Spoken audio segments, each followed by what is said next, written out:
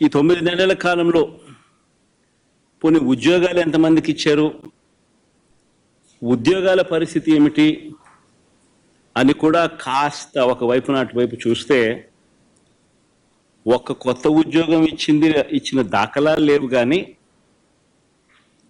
ఊడగొట్టిన ఉద్యోగాలు మాత్రం ఏకంగా 2,60,000 ఉద్యోగాలు, వాలంటీర్ల ఉద్యోగాలు పూర్తిగా తీసేశాడు. 18,000 మంది బ్రేవరీస్ కార్పొరేషన్లో 18,000 మంది వాళ్ళ ఉద్యోగాలు పాయే. 2,60,000 మంది వాలంటీర్ల ఉద్యోగాలు పాయే. బ్రేవరీస్ కార్పొరేషన్లో మరో 18,000 ఉద్యోగాలు పాయే. ఫైబర్ నెట్, ఏపీఎండిసి, ఫీల్డ్ అసిస్టెంట్లు, వైద్య ఆరోగ్య శాఖ, ఇలా ఆయా విభాగాలలో వేల సంఖ్యలో ఉద్యోగాలు పూర్తిగా తీసేశారు. ఇవన్నీ ఒక ఎత్తున గ్రామ వార్డు సచివాలయాలలో సైతం పనిచేస్తా ఉన్న ఉద్యోగస్తులను కూడా, వారిని కూడా సచివాలయాల నుంచి వాళ్ళందరినీ కూడా డిస్లొకేట్ చేసి గవర్నమెంట్ రంగంలో మిగతా డిపార్ట్మెంట్లలో ఎక్కడైనా వేకెన్సీస్ ఉంటే అక్కడ వాళ్ళని సరిదేసే కార్యక్రమం మొదలెట్టాడు. సో ఆ ఇచ్చే ఉద్యోగాలు కూడా పూర్తిగా కుదించే కార్యక్రమం. వాలంటీర్లనైతే ఎలా మోసం చేశాడో మనం అంతా చూసాం. ఎన్నికలకు ముందు వాలంటీర్లకు 10,000 జీతం అన్నాడు. 10,000 బాయ, వాలంటీర్ ఉద్యోగం ఉన్నది బాయ. పోనీ ఉద్యోగస్తులనైనా అంత బాగా చూసుకున్నాడంటే వాళ్ళను మోసమే. ప్రభుత్వం వచ్చిన వెంటనే ఆయన మేనిఫెస్టో ఒకసారి చూస్తే, ఆయన మేనిఫెస్టో ఆయన ఇచ్చిన 143 హామీలు ప్రభుత్వం వచ్చిన వెంటనే అయ్యారన్నాడు. ఇంటరిమ్ రిలీఫ్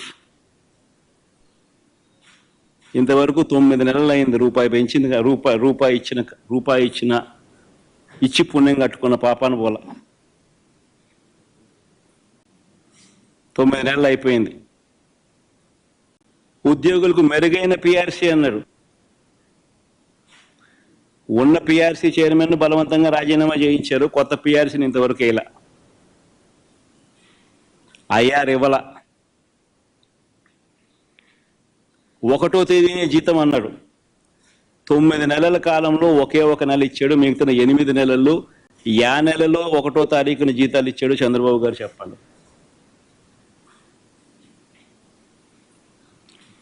మూడు డిఎల్ పెండింగ్,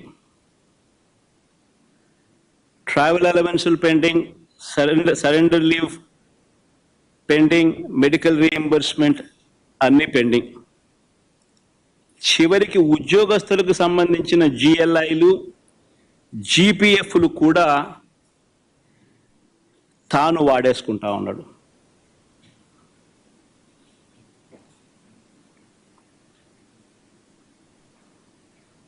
ఈరోజు రాష్ట్రంలో పరిస్థితి ఇది. విధ్వంసం, ఆర్థిక విధ్వంసం అంటే ఇది. మరోవైపున ఆంధ్ర రాష్ట్రాన్ని సుస్థిర రాష్ట్రంగా మార్చేందుకు, ఆంధ్ర రాష్ట్రం పొటెన్షియల్ను పెంచేందుకు ఒక విజన్తో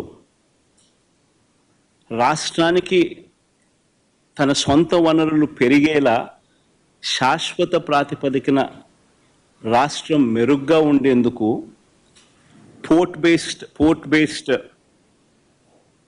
ఇండస్ట్రియలైజేషన్ తీసుకొచ్చే క్రమంలో భాగంగా ఆంధ్ర రాష్ట్రం ఎప్పుడూ చూడని విధంగా మా హయాంలో, అంటే వైఎస్ఆర్సీపీ హయాంలో, ఏకంగా 4 పోర్ట్లను కట్టడం మా హయాంలో జరిగింది.